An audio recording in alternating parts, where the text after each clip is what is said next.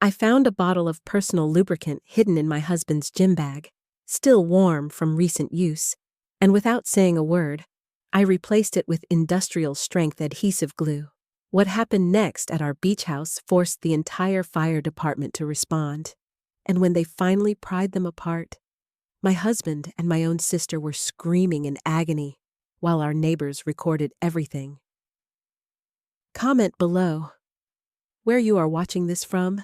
and what time it is right now.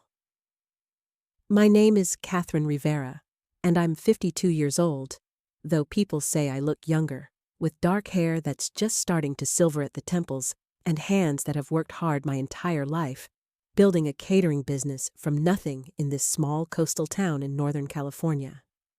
I've been married to Marcus for 27 years, and until 3 weeks ago, I thought we had the kind of love that people write songs about, the kind that survives raising 3 children, burying both sets of parents, and weathering the storms that break other couples apart. We met when I was 25, working as a line cook at a resort restaurant where he was the new hotel manager. And he pursued me with a confidence that felt like destiny, bringing me coffee during my breaks and staying late to walk me to my car through the dark parking lot. He proposed on the beach at sunset with a ring he'd saved 6 months to buy, and I said yes without hesitation because I believed in us, believed in the life we would build together with our hands and our hearts. Our wedding was small, just family and close friends, and my sister Diane was my maid of honor, standing beside me in a pale blue dress, holding my bouquet while I said vows I meant with every fiber of my being. Diane is 3 years younger than me, 49 now, and she's always been the beautiful one in the family, the one with the effortless charm and the perfect smile that makes people want to give her things, while I was the responsible one, the one who worked double shifts and paid bills and made sure everyone else was taken care of before I thought about myself. We were close growing up, sharing a bedroom in our parents' tiny apartment in Sacramento, whispering secrets in the dark and promising we'd always be there for each other, no matter what life threw at us. After I married Marcus and we moved to Mendocino, Diane stayed in Sacramento, got married herself to a man named Paul, who sold insurance, had 2 kids, and seemed settled into a normal, unremarkable life. But 5 years ago, Paul left her for a younger woman he met at his gym, and Diane fell apart, calling me at midnight, sobbing about how she couldn't do it alone, how she didn't know who she was without a man, how everything felt meaningless and dark. I drove the 4 hours to Sacramento that night and brought her back to Mendocino, set her up in our guest room, helped her file for divorce, listened to her cry for months while she rebuilt herself piece by piece. Marcus was supportive during that time, or at least I thought he was, telling me how good it was that I was helping my sister, how family comes first, how proud he was of my loyalty and compassion. Diane eventually got back on her feet, found a job at a local boutique, rented a small cottage just 10 minutes from our house, and became part of our daily lives in a way that felt natural and right, joining us for dinners, coming to our kids' school events, spending holidays with us like she'd always lived here. I never suspected anything, never saw a single sign that would have warned me what was growing in the shadows of my own life, because I trusted them both completely and absolutely. The first crack in my reality came 3 weeks ago on a Thursday afternoon in late September, when the fog was rolling in thick from the ocean, and the air smelled like salt and pine. I came home early from a catering event that had been canceled at the last minute when the client's father died suddenly, and I was tired, my feet aching from standing all morning prepping food that would never be served, my head pounding from the stress of rearranging my entire week's schedule. Marcus's truck was in the driveway, which surprised me because he'd told me that morning he had meetings in Santa Rosa all day and wouldn't be home until late, and I felt a small flutter of happiness thinking we might have an unexpected afternoon together. Maybe open a bottle of wine and sit on the deck watching the fog consume the coastline. I walked through the front door quietly, not wanting to startle him if he was napping or on a phone call, and the house was silent except for a faint sound coming from upstairs, a rhythmic creaking that I recognized immediately as our bed frame, the one we'd bought from a furniture maker in Fort Bragg 15 years ago. Solid oak with a headboard Marcus had chosen because it reminded him of his grandfather's house. My first thought wasn't suspicion, but confusion, wondering if Marcus was moving furniture or doing some project I didn't know about. And I set down my purse and keys on the entry table, slipped off my shoes, and started up the stairs with my heart completely innocent and unsuspecting. The creaking grew louder as I climbed, accompanied now by other sounds that my brain refused to process at first. Low moans and whispered words that seemed to float through the air like smoke. And when I reached the top of the stairs, I saw that our bedroom door was slightly open. Just a crack of maybe 3 inches. Enough to see movement inside, but not enough to understand what I was seeing. I stood there frozen in the hallway, my hand on the railing, my breath caught in my throat, and some primitive part of my brain was screaming at me to turn around, to go back downstairs, to preserve whatever innocence I still possessed, but my feet carried me forward anyway, drawn by a terrible magnetic force I couldn't resist. I pushed the door open slowly, the hinges making no sound, because Marcus had oiled them just last week. And the scene that unfolded before my eyes shattered my entire world into pieces too small to ever fit back together again. Marcus was on our bed, our marriage bed with the navy blue comforter I'd washed just 3 days ago. And he wasn't alone. His body intertwined with another person in a way that left no room for innocent interpretation. And when I saw the long, dark hair spilling across the pillow, saw the familiar tattoo of a butterfly on the ankle that I'd held while my sister got it done on her 30th birthday, my knees almost buckled beneath me. Diane turned her head at that moment. Perhaps sensing my presence or hearing my sharp intake of breath, and our eyes met across the room, and I saw something in her face that wasn't shame or guilt, but something worse.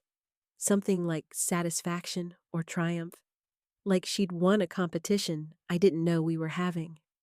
Marcus followed her gaze, and his face went pale, his mouth opening and closing like a fish out of water, and he scrambled to pull the sheet over them both, a gesture so absurd and futile that I might have laughed if I hadn't been dying inside. Nobody spoke for what felt like hours, but was probably only seconds. The 3 of us locked in this terrible tableau, and I felt my mind trying to find explanations that would make this make sense, trying to rewrite what I was seeing into something less devastating. But there was no other interpretation, no innocent explanation for why my husband of 27 years was in bed with my younger sister in the middle of a Thursday afternoon. I turned and walked out of the room without saying a word, my movements mechanical and strange, like I was controlling my body from somewhere far away. And I heard Marcus calling after me,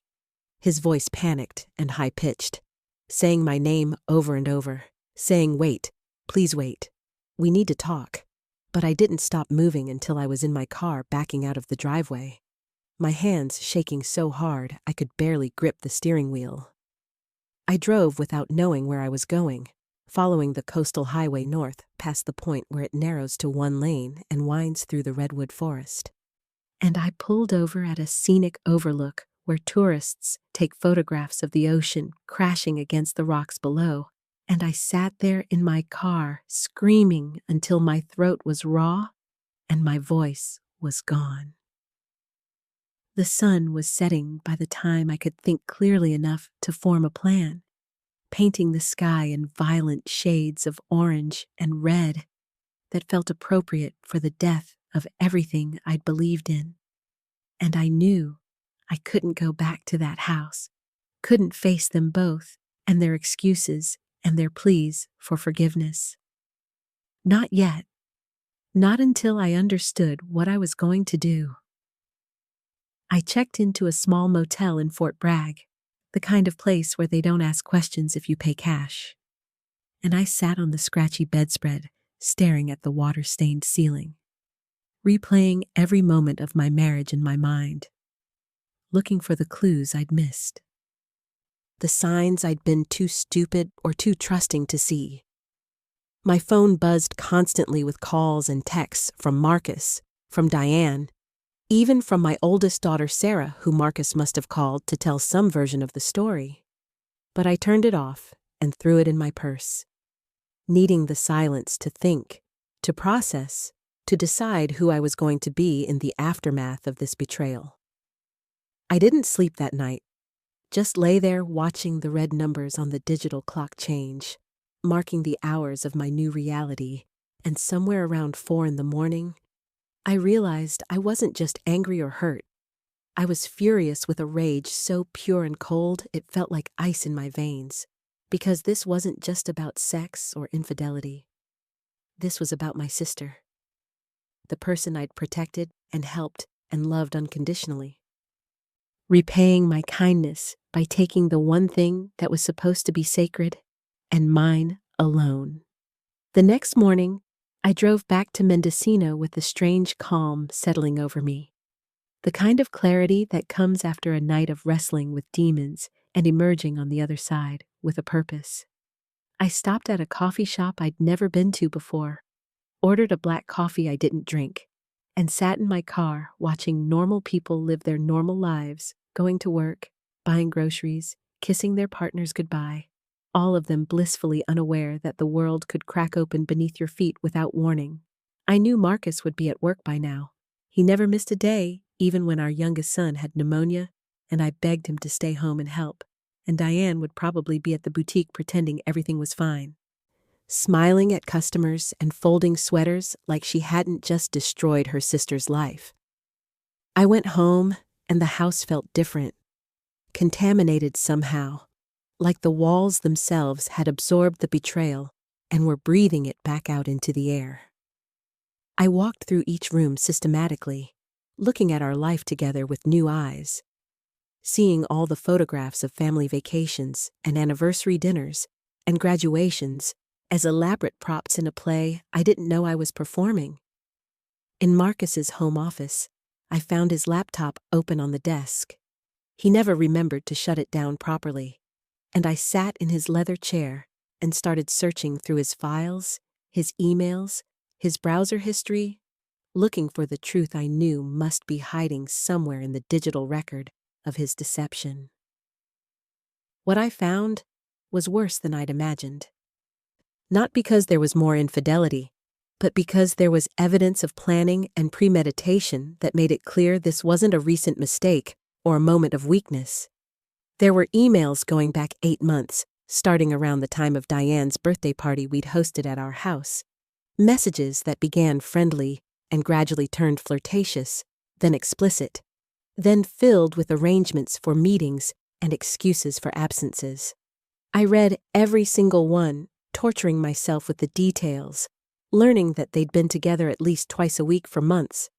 meeting at cheap motels along the highway, at our beach house in Albion that we rented out for extra income, even once in my own catering kitchen after hours when I'd told Marcus I was visiting my daughter at college in Oregon.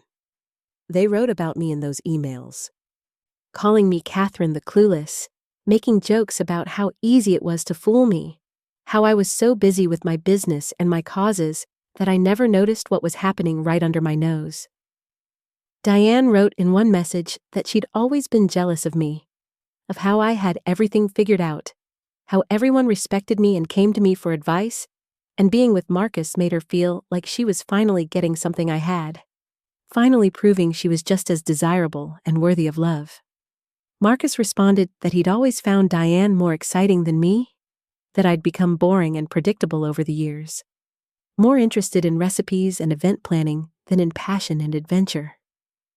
I printed every email, 347 pages total, and put them in a folder that I labeled Evidence, my hands steady now, my mind sharp and focused on what needed to happen next. I found receipts hidden in an old shoebox in the back of his closet, charges for hotels and restaurants and lingerie I'd never seen, and I photographed each one with my phone, building my case like a prosecutor preparing for trial. In the bathroom cabinet behind the extra towels, I found a bag Marcus must have hidden there, and inside was a bottle of expensive cologne I didn't recognize,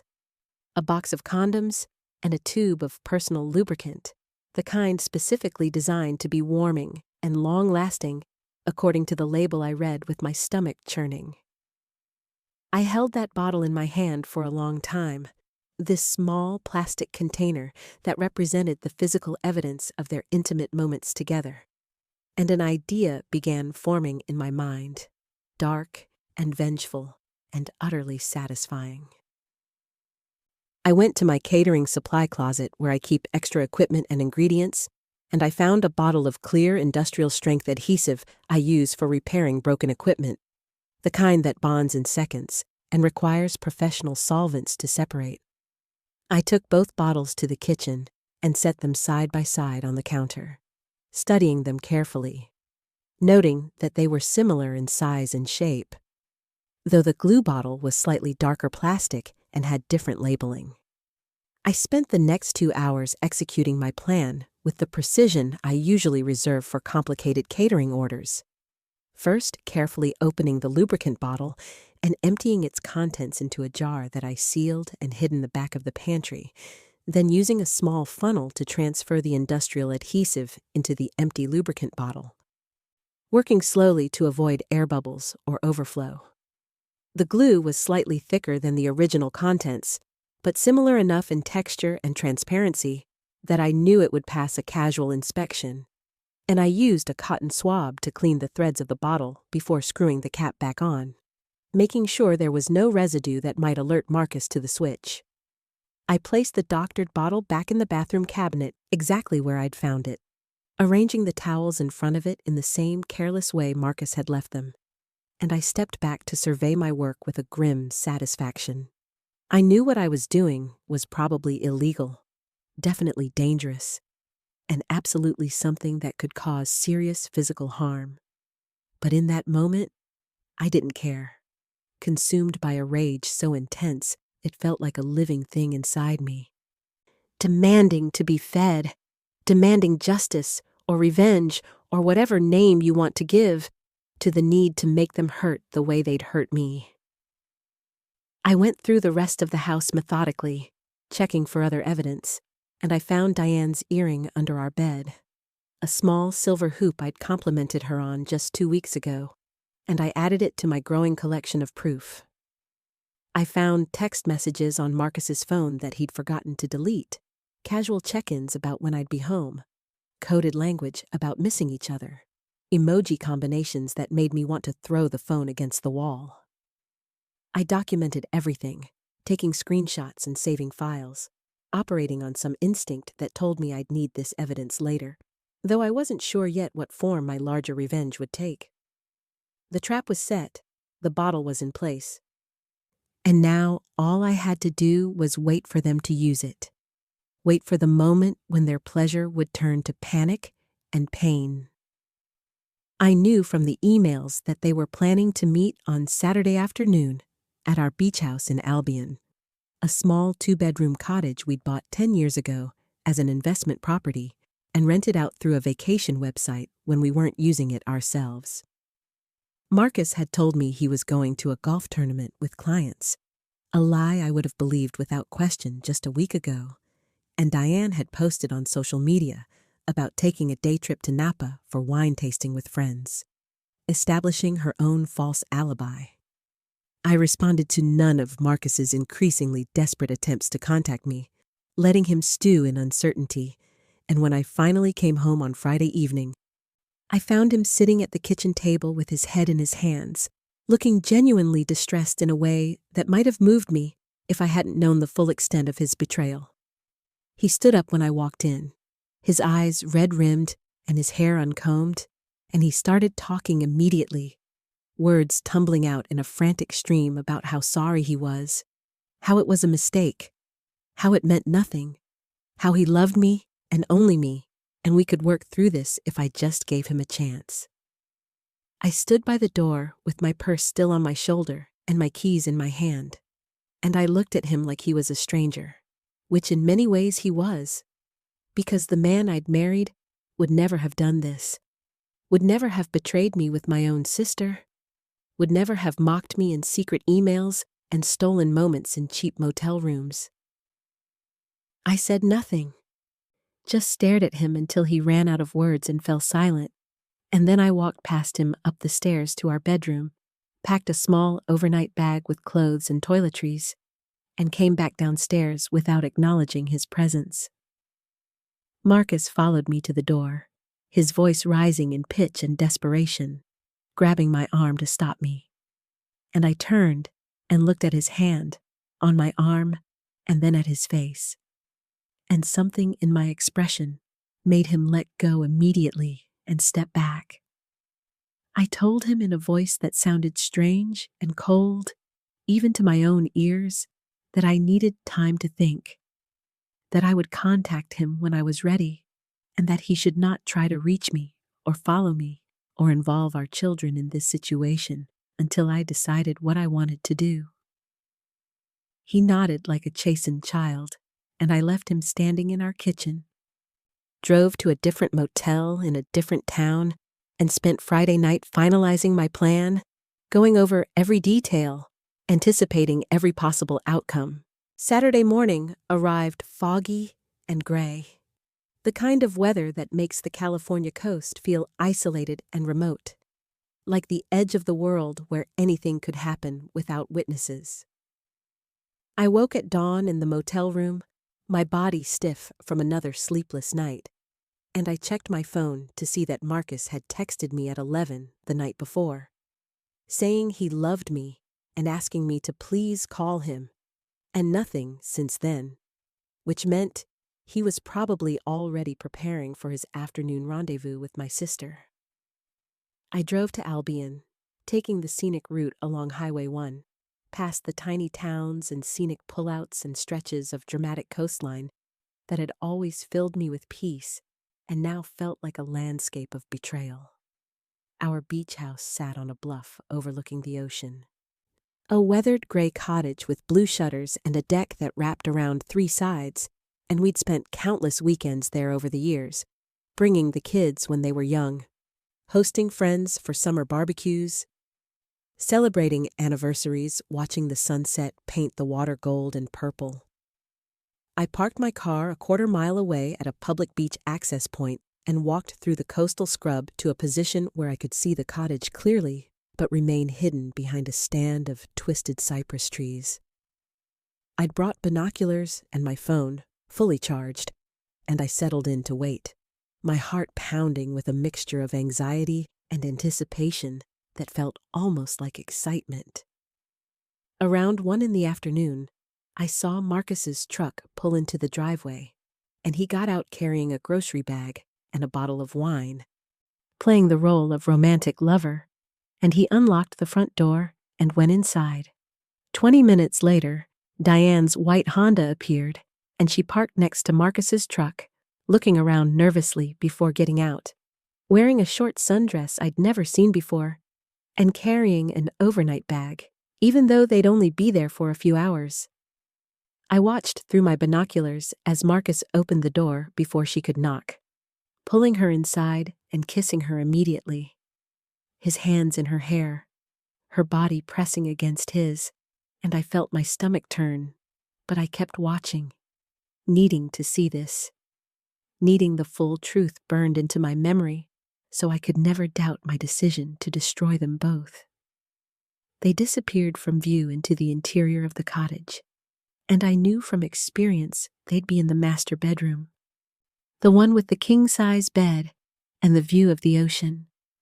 the same bed where Marcus and I had conceived our youngest child 17 years ago. I waited, checking the time on my phone, watching the fog roll in thicker from the ocean,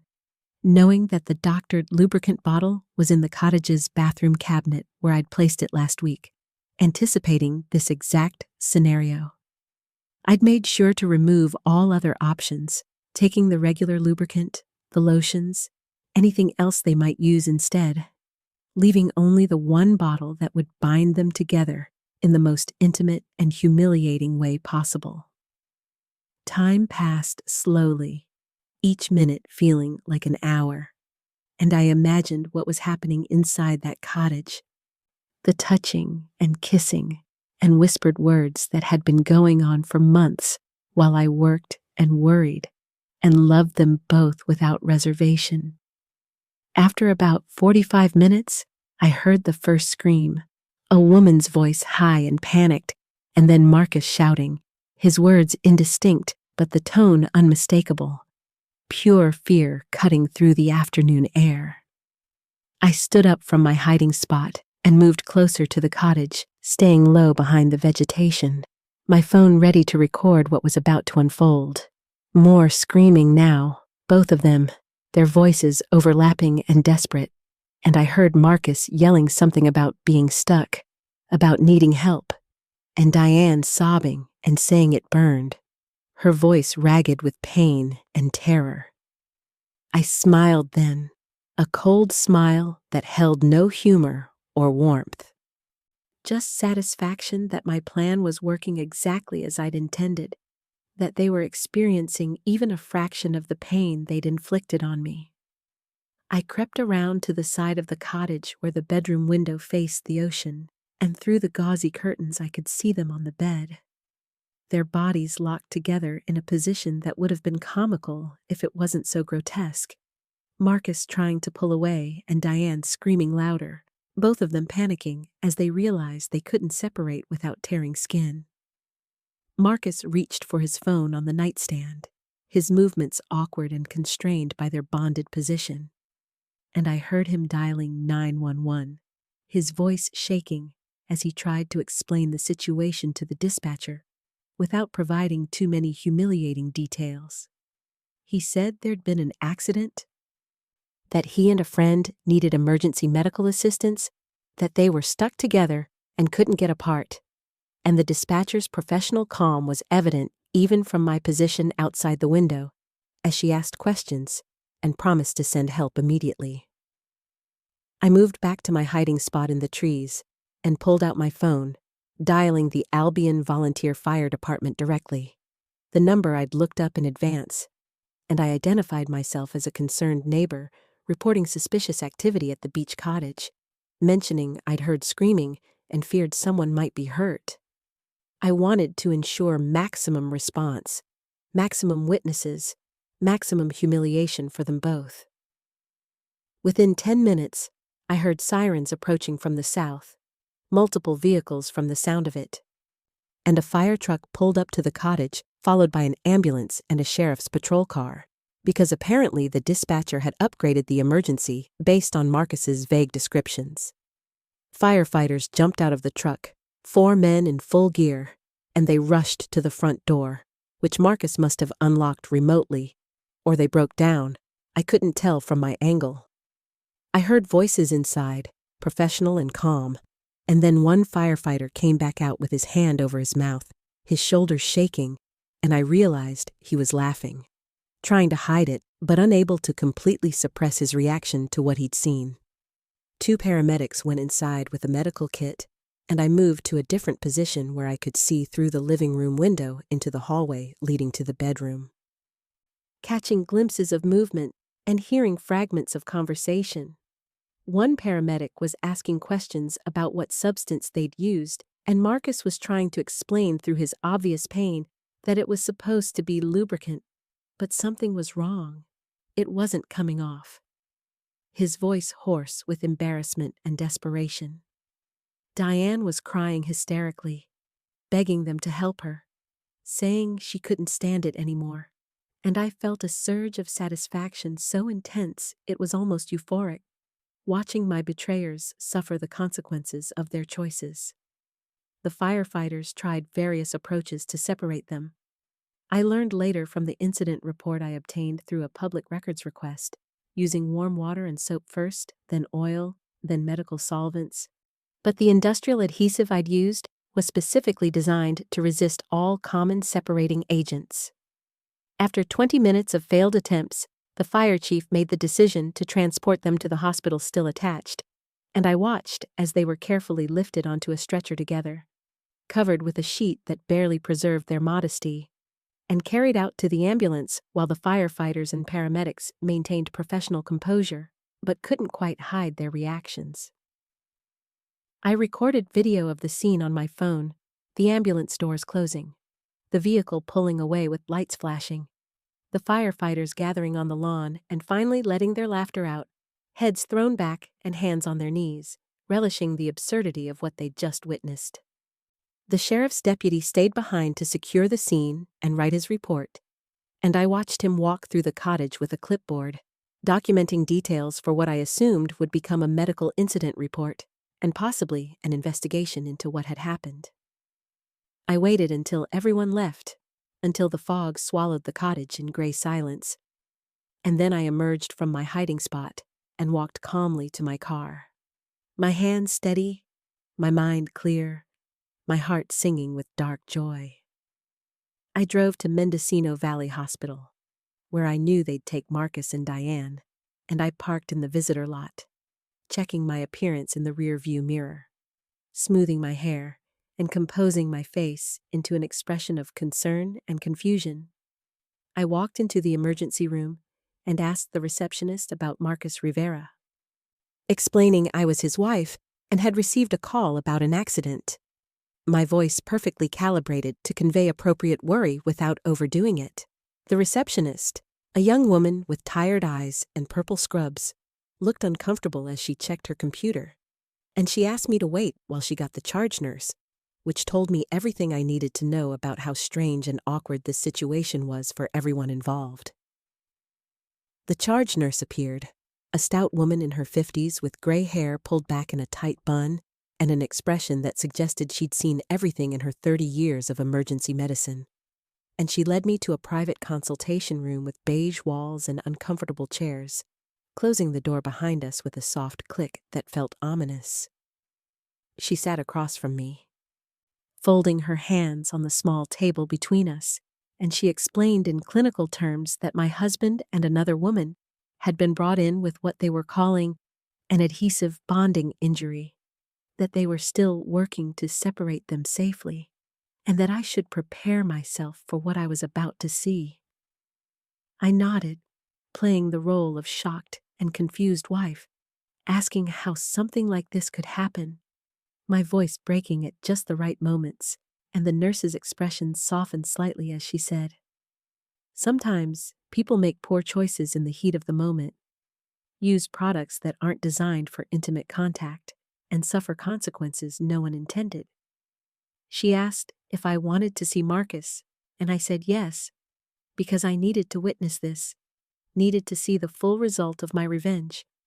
And she led me down a corridor that smelled of antiseptic and floor wax to a room at the end where 2 privacy curtains had been pulled around a bed, creating a barrier from the rest of the emergency department. The nurse pulled back one curtain, and there they were, Marcus and Diane, still partially connected despite the medical team's efforts, both of them wearing hospital gowns that were arranged to provide minimal coverage, their faces red and swollen from crying and pain. Marcus saw me first, his eyes going wide with shock and something like fear, and he tried to speak, but only a croak came out, his mouth opening and closing uselessly. Diane turned her head then, following Marcus's gaze to where I stood in the doorway, and our eyes met for the second time since I'd discovered them in my bed. And this time, there was no triumph in her expression, only shame and agony and a desperate plea for mercy that I had no intention of granting. A doctor approached, a young Asian man with glasses and a professional demeanor that couldn't quite mask his discomfort with the situation, and he explained that they'd managed to separate most of the adhesive bond, but there was still significant attachment in the most sensitive areas, that they were preparing for a minor surgical procedure to complete the separation, and that both patients would need skin grafts and extensive follow-up care. He asked if I had any questions, and I asked what kind of adhesive could cause this type of injury, and he said based on the chemical analysis, it appeared to be an industrial cyanoacrylate compound, the kind used in manufacturing and repair work. Definitely not appropriate for human contact and possibly indicating deliberate substitution rather than accidental exposure. I saw Marcus's eyes flick to Diane's face, saw understanding dawn on both of them simultaneously as they realized what had happened,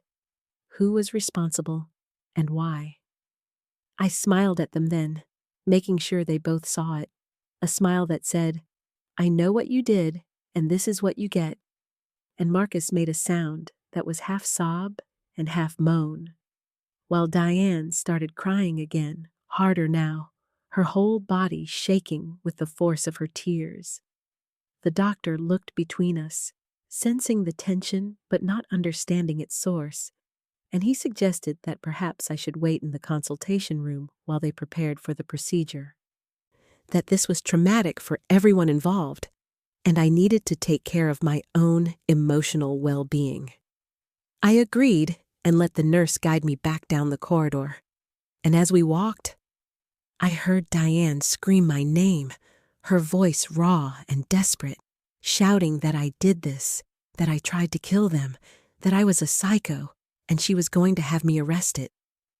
The nurse's grip on my elbow tightened slightly, and she glanced at me with newly suspicious eyes. But I just shook my head sadly and said my sister has always been dramatic, that the stress of the situation must be making her say crazy things,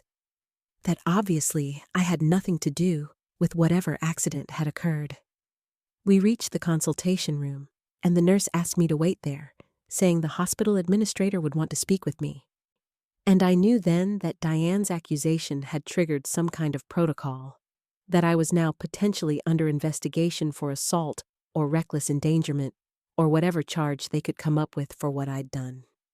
I sat in that beige room for nearly 2 hours, watching the clock on the wall tick away the minutes while Marcus and Diane underwent their procedure, while doctors and nurses whispered in corridors, while someone somewhere decided whether to call the police and press charges against the betrayed wife who'd taken revenge in the most intimate and devastating way possible. A hospital administrator finally arrived, a thin man in his 40s wearing a suit that was slightly too large and carrying a leather portfolio, and he introduced himself as Mr. Chen, Director of Risk Management, which I understood to mean he was the person responsible for protecting the hospital from lawsuits and bad publicity. He sat across from me, opened his portfolio to reveal a legal pad covered in notes, and he asked me to explain my relationship to the 2 patients currently in surgery. His tone neutral, but his eyes sharp and evaluating. I told him the truth, or at least the version of truth that served my purposes, that Marcus was my husband of 27 years and Diane was my younger sister, that I'd discovered them having an affair approximately 1 week ago, and that I'd been staying in a motel while trying to process my feelings and decide what to do about my marriage. Mr. Chen took notes, his pen moving steadily across the yellow paper, and he asked if I had any knowledge of how the adhesive substance came to be used in place of the intended product, his phrasing careful and legalistic, giving me room to deny involvement while making clear he suspected exactly what had happened. I looked him directly in the eyes and said I had no knowledge of what products Marcus and my sister chose to use in their intimate moments, that I'd been staying away from our home and our beach house specifically to avoid contact with them, and that I was as shocked as anyone to receive a call about this terrible accident. He studied my face for a long moment, and I knew he didn't believe me, knew he saw through my performance to the calculated revenge beneath. But he also knew that without physical evidence or witnesses, without proof that I'd switched the bottles, or even that I'd had access to the beach house in the relevant time frame, there was nothing legally actionable about my involvement. He closed his portfolio and told me that the hospital would need to file a report with local law enforcement as required by California law for suspicious injuries, that detectives would likely want to interview me and all parties involved, and that I should consider retaining legal counsel if I hadn't already done so. I thanked him for his concern and said I appreciated the hospital's professionalism in handling such a delicate situation, and he stood to leave, pausing at the door to say that he hoped I understood that the hospital's primary obligation was to the health and safety of all patients, regardless of the circumstances that brought them to the emergency department. After he left, I sat alone in the consultation room, and I felt the adrenaline that had been sustaining me begin to drain away, replaced by a bone-deep exhaustion that made my limbs feel heavy and my thoughts slow and thick. I thought about what I'd done, about the chain of events I'd set in motion, and I waited for guilt or regret to surface, but all I felt was a grim satisfaction that justice had been served, that Marcus and Diane had suffered consequences for their betrayal, even if those consequences were more severe than I'd originally imagined. A knock on the door interrupted my thoughts, and a police officer entered. A woman in her 30s with her dark hair pulled back and a body camera clipped to her uniform, and she introduced herself as Deputy Martinez from the Mendocino County Sheriff's Department. She asked if I was willing to answer some questions about the incident involving my husband and sister, and I said yes, because I'd anticipated this moment and prepared my responses, rehearsing them in my mind until they felt natural and unrehearsed. Deputy Martinez pulled out a small notebook and asked me to describe my whereabouts on Saturday afternoon, and I told her I'd been at the Mendocino Headlands State Park, walking the coastal trail and trying to clear my head after discovering my husband's affair, that I'd needed time alone to think about my future and my marriage. She asked if anyone could verify my location, and I said probably not. That I'd deliberately chosen a solitary activity because I didn't want to talk to anyone or explain my situation to friends or family. Deputy Martinez wrote down my responses, her expression neutral and professional, and then she asked me about the beach house in Albion, whether I'd been there recently, whether I had keys and alarm codes and access to the premises. I told her that I co-owned the property with Marcus, that we both had keys and access, that I'd last been there about 2 weeks ago to do some routine cleaning and check on maintenance issues, which was true and could be verified by neighbors who might have seen my car in the driveway. She asked about lubricant products, whether I was familiar with what Marcus kept at the beach house or in our primary residence, and I said I tried not to think about such things, especially now that I knew he was using them with my sister, my voice catching with what might have been real emotion or might have been performance. Even I wasn't entirely sure anymore. The deputy asked if I had any knowledge of industrial adhesives, whether I used them in my catering business or had them in my possession, and I said yes. I kept various repair supplies for fixing broken equipment, that running a small business meant being able to handle minor maintenance issues without calling expensive contractors for every little thing. She asked if I could account for all my adhesive products if I knew whether any were missing, and I said I honestly hadn't checked, that I'd been too upset about my personal life to think about inventory management. Deputy Martinez closed her notebook and looked at me with an expression I couldn't quite read, something between sympathy and suspicion, and she said that the investigation was ongoing, that detectives would likely want to speak with me again after they'd interviewed Marcus and Diane and reviewed the evidence from the beach house, and that I should remain available and not leave the area without notifying the sheriff's department. I agreed to everything, signed a statement confirming the basic facts of my relationship to the victims and my approximate whereabouts during the incident, and then I was free to leave, walking out of the hospital into an evening that had turned cold and windy, the fog so thick I could barely see my car in the parking lot.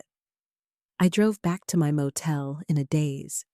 my mind replaying the day's events like a movie I'd watched rather than something I'd orchestrated. And when I finally lay down on the cheap mattress in my room, I fell into a deep, dreamless sleep that lasted 12 hours straight. My body finally releasing the tension it had been holding since I first discovered the affair. I woke Sunday morning to find my phone filled with messages, dozens of texts and voicemails from people who'd somehow heard about what happened. Because of course, news travels fast in a small coastal community where everyone knows everyone else's business. My oldest daughter, Sarah, had called 6 times, her voicemails progressing from confused to angry to worried, demanding to know what was going on with Dad and Aunt Diane, saying she'd heard crazy rumors and needed to talk to me immediately. My son Jacob had texted that his girlfriend's mother worked at the hospital and had told him something unbelievable about Dad and Aunt Diane being brought to the emergency room stuck together, asking if it was true, saying he didn't understand what was happening to our family. My youngest, Emma, had sent a simple message that said, "Mom, are you okay? I love you," and that one broke something inside me, made me realize that my revenge had consequences beyond Marcus and Diane, that my children were now caught in the blast radius of my anger and would have to live with the public knowledge of their father's affair and their mother's retaliation. I called Sarah first, because as the oldest she'd always been the one who tried to take care of everyone, and she answered on the first ring, her voice tight with stress and confusion. She asked me what happened, and I told her a simplified version of the truth, that I'd discovered Dad having an affair with Aunt Diane, that I'd moved out and was trying to decide what to do, and that they'd had some kind of accident yesterday that landed them in the hospital. Sarah was silent for a long moment, and then she said, "Mom, people are saying you did something to them, that you switched Dad's stuff with glue or something, that you tried to hurt them on purpose." I asked her if she believed I was capable of something like that, and she said she didn't know anymore, that the mom she knew would never hurt anyone, but maybe discovering Dad's affair had changed me into someone she didn't recognize. I told Sarah that whatever had happened to her father and aunt was the result of their own choices and their own carelessness, that I'd been nowhere near them when the incident occurred, and that she needed to decide whether she was going to believe me or believe the rumors spreading through our small town. She started crying then, her voice breaking as she said she just wanted her family back, wanted things to be normal again, wanted to pretend none of this had ever happened. I understood that feeling, had wanted the same thing myself just a week ago. But I also knew there was no going back, that normal was gone forever, destroyed the moment Marcus first touched my sister in a way that crossed every boundary of decency and loyalty. I told Sarah I loved her, that I would always be her mother no matter what, and that we'd get through this somehow, though I had no idea if that was true or just something mothers say to comfort their children even when the world is ending. After we hung up, I sat on the edge of the motel bed, staring at my reflection in the mirror above the dresser, and I barely recognized the woman looking back at me. Her face harder somehow, her eyes cold and calculating where they used to be warm and trusting. I thought about who I used to be. Catherine Rivera, who ran a successful catering business, who organized community fundraisers, who taught cooking classes at the community center, who was known for her generosity and her ability to make everyone feel welcome at her table. That Catherine was gone, replaced by someone capable of planning and executing a revenge so brutal it left 2 people screaming in agony on a hospital bed, and I wondered if I should feel guilty about that transformation, about becoming someone my old self would have been horrified by. But I didn't. I felt liberated, freed from the prison of being good and kind and endlessly accommodating to people who didn't deserve it. My phone rang, an unknown number, and I answered to find a reporter from the local newspaper on the line, asking if I'd care to comment on the incident involving my husband and sister, saying she was writing a story about the unusual emergency call to the beach house and had heard rumors that I might have been involved. I told her I had no comment and hung up. But I knew the story would run anyway, that by tomorrow morning, everyone in Mendocino County would be reading about the affair and the adhesive and the emergency room separation procedure. My private pain transformed into public entertainment. I needed to leave this motel, needed to find somewhere more permanent to stay while I figured out my next moves, and I thought about going to stay with friends, but realized I couldn't face anyone's questions or sympathy or judgment right now. Needed to be alone to process everything that had happened and everything I'd done. I checked out of the motel and drove south along the coast, past towns where I might be recognized, past tourist destinations and scenic overlooks, until I reached Bodega Bay, where I found a small furnished apartment available for weekly rental. The kind of anonymous temporary housing where no one asks questions and no one cares about your story. I moved in with just my overnight bag and my laptop, bought basic supplies at a grocery store where no one knew my face, and tried to create some kind of routine that would help me survive the coming weeks and months. I spent my days walking on the beach, miles and miles of sand and surf that gradually wore down the sharp edges of my anger.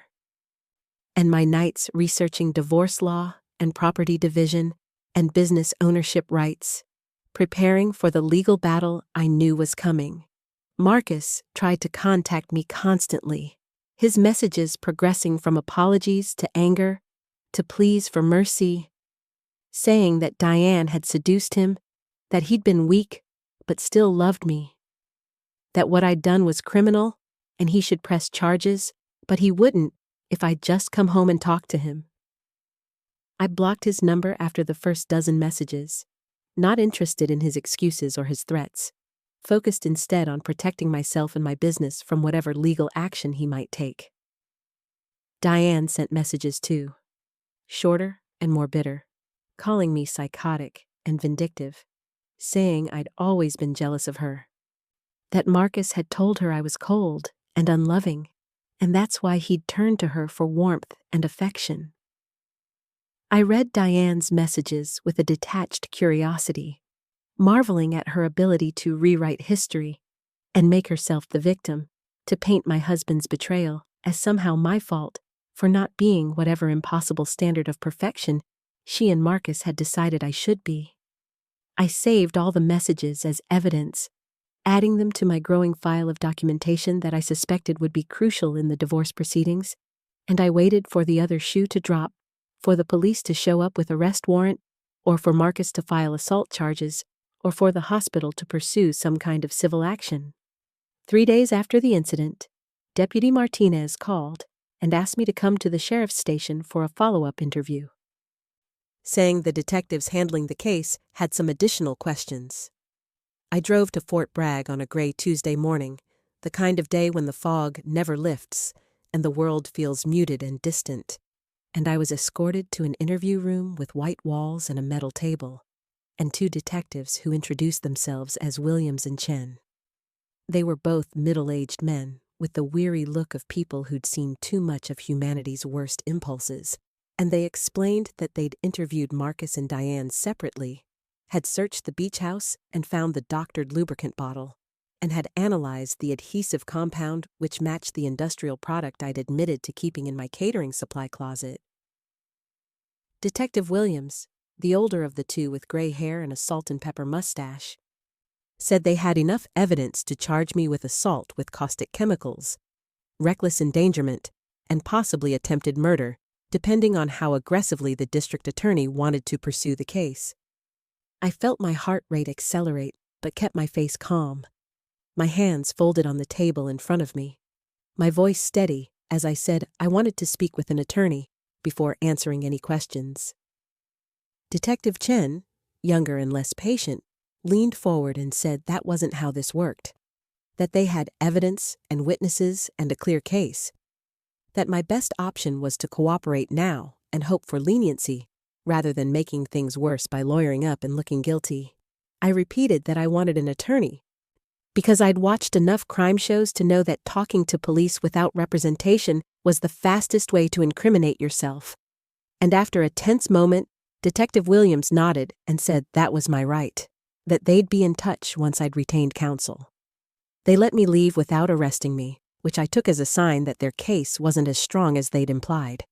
that they were hoping I'd confess and make their job easier. And I drove straight to the office of Patricia Morgan, the best defense attorney in Mendocino County, according to my internet research,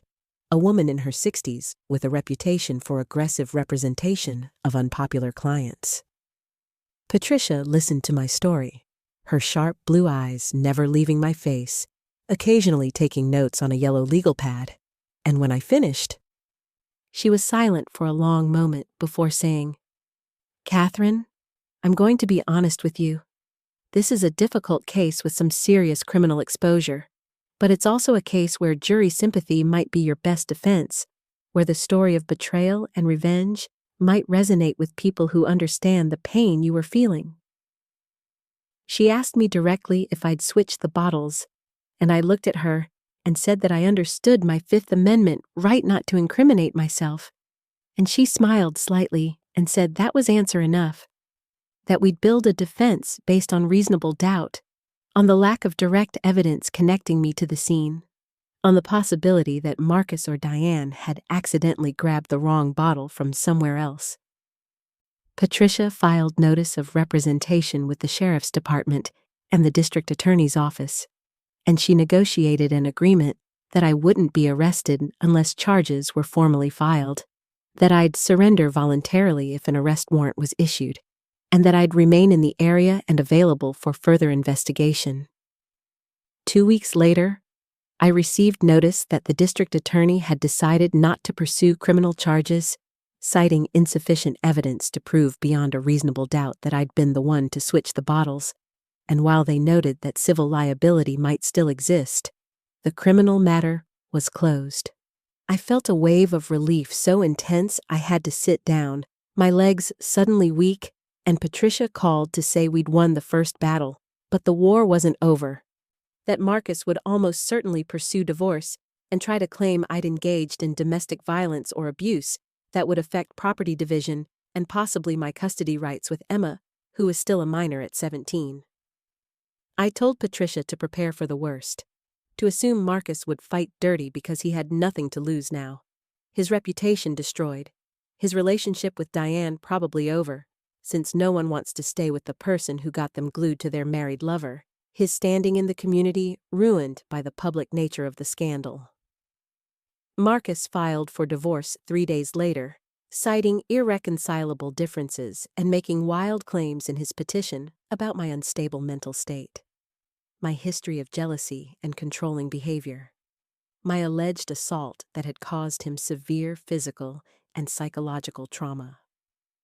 I read his filing with a mixture of disgust and dark amusement,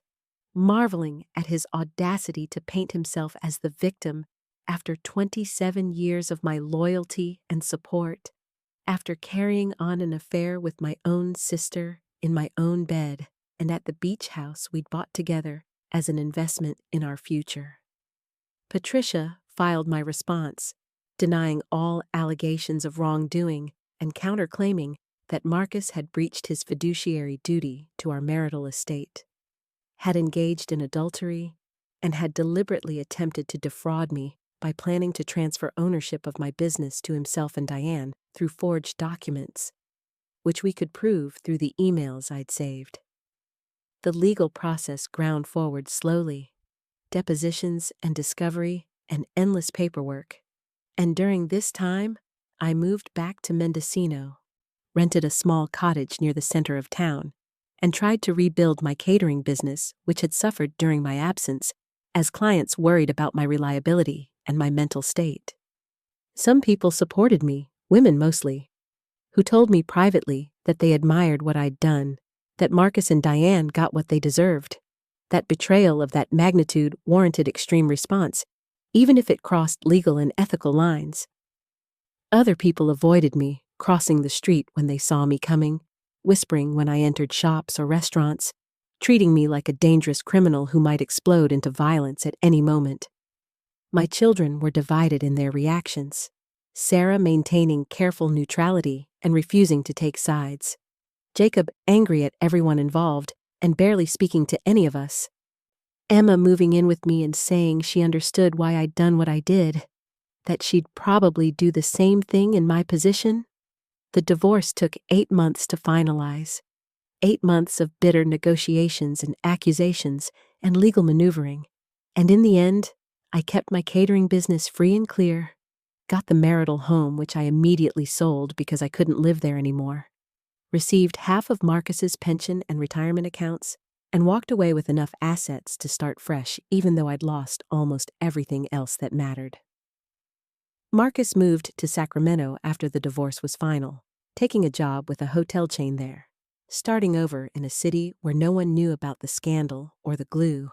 or the emergency room separation procedure that had become local legend. Diane left Mendocino too, moving to Portland and cutting off all contact with me and everyone else in the family. And I heard through mutual friends that she'd told people I was abusive and crazy, that she'd been afraid of me for years, that the affair with Marcus had been an escape from my controlling influence over the family. I didn't bother correcting these lies, didn't waste energy defending myself to people who'd already made up their minds, and instead, I focused on building a new life from the ashes of the old one. One day at a time, one client at a time, one small victory at a time. I started dating again after a year. Nothing serious. Just dinner with a nice man who owned a bookstore in Fort Bragg, coffee with a retired teacher who made me laugh. Slowly learning to trust again, even though part of me remained permanently scarred by Marcus's betrayal. 2 years after the incident, I was standing in my catering kitchen preparing food for a wedding reception, my hands moving through familiar motions of chopping and stirring and tasting, and I realized that I'd survived something I thought would destroy me, that I'd made it through the darkest period of my life, and emerged on the other side, not unscathed, but intact, changed, but still fundamentally myself. The scandal had faded from immediate gossip to occasional reminiscence, the story told at parties as a cautionary tale about infidelity and revenge, and while some people still looked at me with judgment or fear, others saw me as a survivor, a woman who'd fought back against betrayal in the only way that made sense to her in that moment of overwhelming pain. I thought about the person I'd been before. Catherine, the good wife and devoted sister and community pillar. And I wondered if that woman would have been horrified by what I'd done, or if maybe she would have understood that sometimes love transforms into rage so pure and justified that extreme action becomes not just possible, but necessary. I'd destroyed my marriage and my relationship with my sister, had risked criminal prosecution and social ostracism, had traumatized my children, and created a scandal that would follow me for the rest of my life. And I would do it again without hesitation, because the alternative was accepting their betrayal, swallowing my pain, and pretending everything was fine while they laughed at how easy I was to fool. The glue had been my weapon, my instrument of justice, my way of forcing them to experience even a fraction of the agony they'd inflicted on me through months of deliberate deception. And while I understood that revenge didn't heal wounds or restore what was lost, it did provide a kind of satisfaction that I couldn't deny or apologize for. Emma graduated from high school and went to college in San Francisco, studying business with plans to eventually take over my catering company. And she told me once over Christmas break that what I'd done had taught her that women don't have to accept mistreatment silently, that fighting back is sometimes the only option, even when it's messy and complicated and morally ambiguous. Sarah eventually came around too, after her own marriage hit a rough patch and she understood more deeply the particular pain of betrayal. And she apologized for not supporting me more strongly in the aftermath, for trying to maintain neutrality when the situation called for choosing sides. Jacob remained distant, unable to reconcile his love for his father with the knowledge of what Marcus had done, unable to forgive me for the public humiliation I'd caused, even though he understood why I'd done it. I accepted these outcomes as the price of my choice, the natural consequences of prioritizing my own sense of justice over family harmony. And I tried not to regret the loss of relationships that were probably always more fragile than I'd believed. On the 3rd anniversary of the incident, I drove to the beach house in Albion,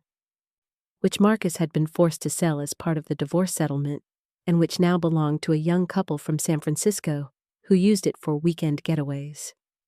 I parked at the public access point and walked through the coastal scrub to my old hiding spot in the cypress trees, and I stood there looking at the cottage where everything had happened, where my carefully planned revenge had unfolded exactly as I'd intended. And I felt nothing, no satisfaction or regret or anger, just a quiet acceptance that this was a chapter of my life that had closed, a story that had reached its conclusion, even if not everyone agreed it was a happy ending. I thought about posting my story online, anonymously sharing the details of what I'd done and why,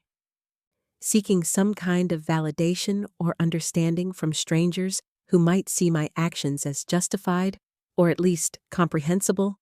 but I decided against it, choosing instead to carry my truth privately, to let the consequences speak for themselves without seeking approval or judgment from people who hadn't lived through my specific circumstances. The most beautiful mistake, I thought, wasn't Marcus's affair or my revenge, but my original belief that love and loyalty and devotion were enough to protect a marriage from destruction, that being a good wife and sister meant I'd somehow earned immunity from betrayal. That mistake had cost me dearly, but it had also freed me from the burden of believing I could control other people's choices through my own good behavior, had taught me that sometimes the world is cruel and unfair, and the only response is to fight back with whatever weapons you have available, even if those weapons hurt you as much as they hurt your enemies. I drove home as the sun set over the Pacific, painting the sky in shades of orange and purple that reminded me why I'd fallen in love with this coastline in the first place, and I thought about the life I'd built from the ruins of my marriage, the business that was thriving again, the relationship with my daughters that had survived and even strengthened through crisis, the hard-won self-respect that came from refusing to be a victim. The tube of glue that had started everything was long gone, disposed of by the sheriff's department after the investigation closed, but its legacy remained in the changed landscape of my life, in the person I'd become through choosing revenge over forgiveness, action over acceptance, rage over resignation. I didn't know if I was a better or worse person for what I'd done, only that I was more honest, more authentic, more willing to acknowledge the dark capabilities that exist in all of us when we're pushed beyond our limits by people we trusted not to hurt us. And in the end, that honesty felt like its own kind of redemption, its own form of peace, even if the world never fully understood or forgave my choices.